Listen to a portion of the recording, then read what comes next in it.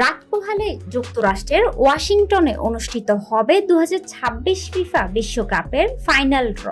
শুক্রবার স্থানীয় সময় দুপুর 12টায় John F Kennedy Center for the Performing আর্টসে হবে এই জমকালো আয়োজন, যা সরাসরি দেখবেন কোটি দর্শক।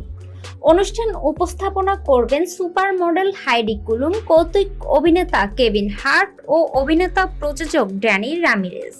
ফিফার মতে তাদের উপস্থিতি ড্র অনুষ্ঠানকে আরো গ্ল্যামারাস করে তুলবে।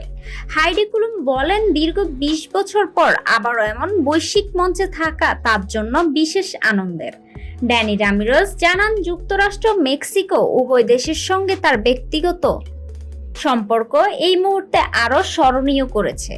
অনুষ্ঠানে বিশেষ লাইভ পারফরমেন্স উপহার দিবেন কিংবদন্তি সঙ্গীত শিল্পী অ্যান্দ্রেয়া বোচেলি।